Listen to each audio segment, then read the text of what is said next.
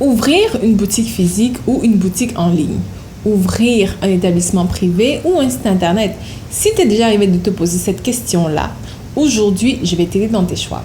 Je m'appelle Maggie Closet, entrepreneur depuis bientôt 5 ans et à travers mon expérience, je vais te guider dans ta décision. Hello my beautiful people, bienvenue sur ma chaîne YouTube Maggie Closet. Alors j'espère que tu vas hyper méga super bien. Moi je vais super bien. Aujourd'hui on va donc parler entrepreneuriat. J'ai vu que vous avez aimé vraiment cette série que j'ai lancée sur ma chaîne YouTube. Alors on va continuer, mais avant je fais ma petite publicité. La perruque que je porte aujourd'hui c'est Jocelyne. Je la porte en taille 22 pouces, densité 150% de Nelly Wig. Elle est disponible sur mon site internet maggiecloset.com. De même que la robe que je porte également aujourd'hui, elle provient de mon autre site maggieclosetmode.com. Donc si ça vous intéresse, allez voir, je vais mettre les liens dans la barre d'infos. Suivez-moi sur les réseaux sociaux et on va commencer maintenant. Alors, vous avez envie de vous lancer en entrepreneuriat ou même vous êtes déjà entrepreneur, mais vous ne savez pas trop si vous devez ouvrir un site internet ou une boutique physique. Donc aujourd'hui, on va faire la comparaison entre les deux et à travers mon expérience, je vais vous dire quelle est selon moi la meilleure des options.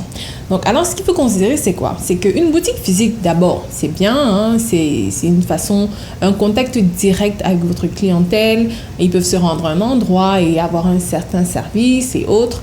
Mais ce qu'il faut vraiment prendre en considération, ce sont les coûts. Parce que quand on se lance en business, c'est pour faire du profit. On ne se lance pas en business pour plaire aux gens. On ne se lance pas en business parce qu'on veut montrer aux gens qu'on a atteint un certain standing, on peut ouvrir une boutique ou autre. Non, la finalité, c'est de faire de l'argent, faire du profit. Ce n'est pas une ONG, ce n'est pas de la charité. Donc, les plus grosses dépenses donc, à prendre en compte pour une boutique physique, c'est d'abord quoi? La location. Un local commercial, généralement, vous pouvez l'avoir autour, minimum, on va dire, minimum $1000, mais là, c'est vraiment un petit, très petit établissement. Mais on va dire, allons sur une somme de $1000. Vous ouvrez, si vous voulez ouvrir un établissement physique, vous aurez besoin de ça. Donc, chaque mois, vous devez prévoir déjà que vous vendiez ou que vous ne vendiez pas, vous aurez déjà cela sur la tête, en fait. Et quand vous négociez un contrat de bail, de la location d'un local commercial, il faut savoir que c'est souvent sur une longue période. Vous pouvez le louer sur 1 an, mais ça peut être un peu difficile. Généralement, c'est des contrats sur 2, 3, 4, 5 ans même. Donc, vous avez déjà cela sur la tête qui va vous peser énormément. C'est déjà une pression, psychologique en fait.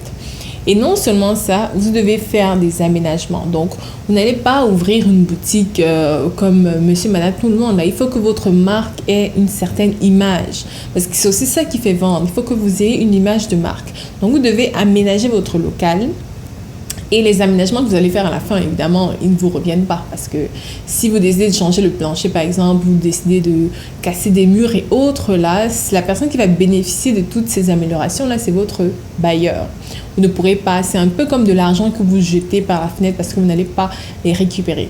Donc, bien évidemment, le coût de la location, des rénovations, tout ce qu'il y aura avec, là, ça doit se répercuter dans le prix final. Donc, que ce soit un produit ou un service que vous vendez, ça va se répercuter dessus. Donc, c'est une chose à prendre en compte. Je dis bien, si vous voulez faire de l'argent, ce sont des choses à prendre en compte. Non seulement ça, mais ce sont également vos employés. Parce qu'il faut des personnes qui vont gérer votre entreprise pour vous. Vous ne pouvez pas être la seule personne qui va gérer votre boutique physique. Là. Donc, vous aurez besoin d'avoir un personnel. Et donc, ce sont des charges en plus. Donc, chaque mois que vous ayez vendu ou n'ayez pas vendu, vous devez payer votre personnel. Donc, faites un peu le calcul et vous allez voir. Et bien évidemment, quand la facture monte, là, il y a bien quelqu'un qui doit payer et c'est votre client. Donc, ça va faire en sorte que tous ces coûts-là vont faire monter vos prix.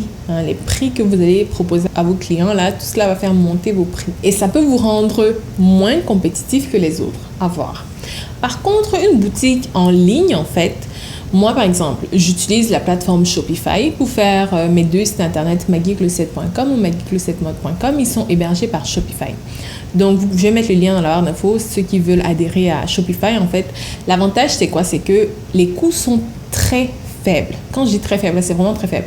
Avec Shopify, par exemple, vous pouvez avoir un plan à $29 le mois. Donc, comparez déjà votre $1000 de location. Ça, c'est si vous souhaitez même louer, en fait, parce qu'il y a des personnes qui achètent. Donc, quand vous achetez, c'est encore un plus gros risque, là. Mais quand vous commencez, vous ne savez pas vraiment si vous allez faire de l'argent avec ou pas.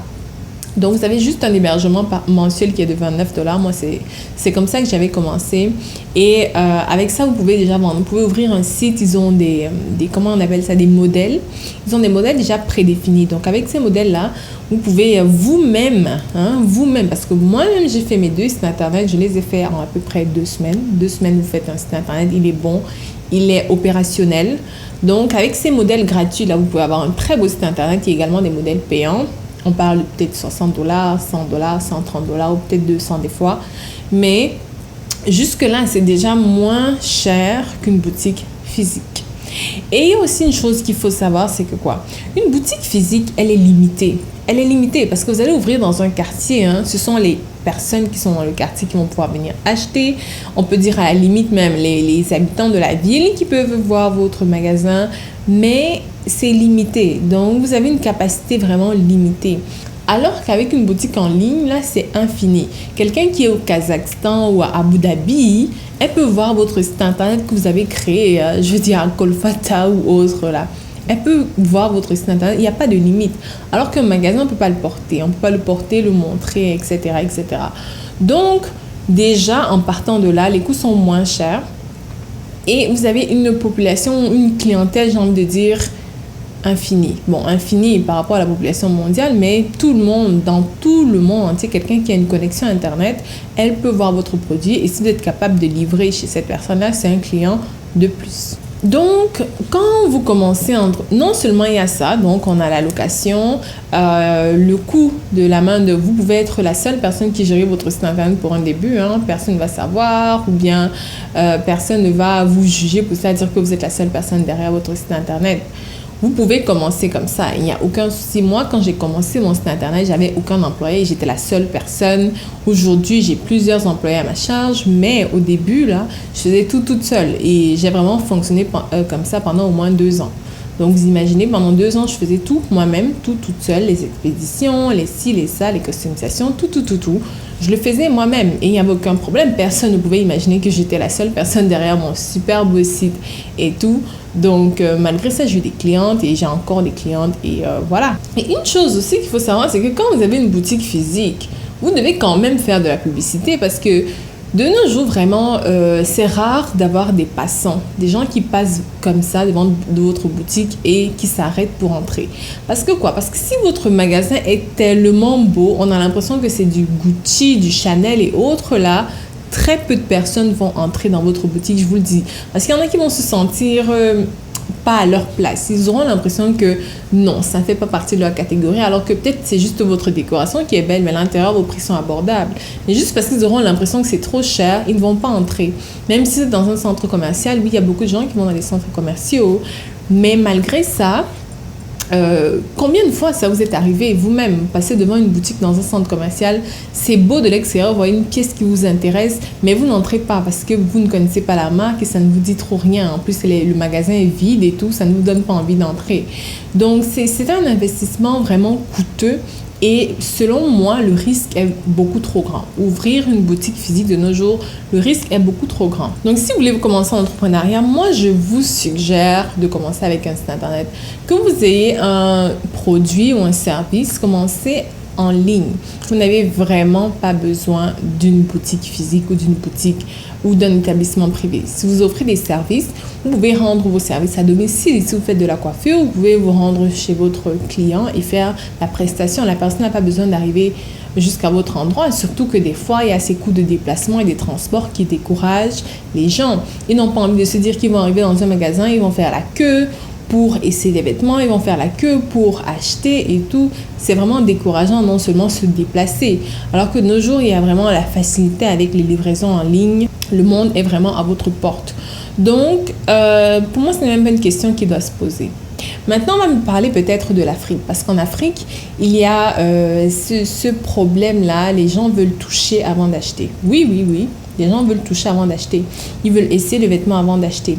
Si vous êtes en Afrique, à ce moment-là, moi, je vous dirais, faites les livraisons vous-même. Donc, vous vous déplacez chez votre client. Il essaye le vêtement ou ce qui lui plaît et il voit s'il achète ou pas. C'est vrai que c'est difficile en Occident, on ne peut pas le faire. Ou vous pouvez peut-être, ça dépend si vous débutez encore. Mais en Afrique, moi, je vous dirais, prenez sur vous, déplacez-vous vers votre client et ainsi de suite. Et au fil du temps, vous aurez plein de personnes qui vont travailler pour vous, qui vont se déplacer avec vos marchandises vers les clients pour enlever un peu cette crainte-là. Parce que les gens ont souvent peur de payer sur Internet, en Afrique notamment, ils veulent voir la marchandise. Mais malgré ça, avoir une boutique physique, je vous dirais que si vous voulez vraiment une là, n'investissez pas des sommes extraordinaires. Ne vous mettez pas la corde au cou parce qu'il faut absolument que vous ayez une boutique physique, il faut absolument que les gens aient l'impression que vous avez évolué, que vous avez avancé. Non, parce que le but d'une entreprise, c'est de faire du profit. Donc, il ne faut pas faire des investissements à tort et à travers parce que vous voulez montrer X, Y ou Z aux gens. Là, le but, la finalité, c'est vraiment de faire de l'argent. Donc, moi, je vous dirais, faites les livraisons vous-même. Continuez avec le commerce en ligne. Vous pouvez être dans des groupes. Si vous avez de la difficulté à trouver des clients, vous pouvez aller dans les groupes, faire vos annonces et autres. Donc, fin mot de l'histoire, ben oui. De nos jours, le commerce en ligne, c'est vraiment la meilleure des options. En plus, avec la pandémie actuelle là, qui continue et qui sévit, vous avez vu qu'il y a eu beaucoup d'établissements qui ont été obligés de fermer. Donc, vous imaginez si vous avez investi tout votre argent dans une boutique et le gouvernement vous impose de la fermer à cause des mesures sanitaires, ben, vous vous retrouvez dans la merde, clairement. Donc, pour éviter ce genre de situation, parce qu'on ne sait pas combien de temps ça va durer, la pandémie, combien de temps les confinements et autres vont continuer, on ne sait pas. Donc moi, je vous dis, si vous voulez vraiment de nos jours vous lancer en entrepreneuriat, allez-y en ligne. Les coûts sont moindres, c'est facile, c'est rapide. En 2 semaines, vous pouvez avoir votre site internet qui fonctionne et avoir des clients. Et voilà. Alors qu'une boutique physique, là, combien de temps il faudrait? Il faudrait des mois et des mois et des mois. Non seulement les travaux et autres et autres. Donc, ce n'est vraiment pas la meilleure des options. Moi, je pense que de nos jours, on va vers une économie numérique et il est un peu obsolète de penser qu'il faut absolument avoir des boutiques physiques.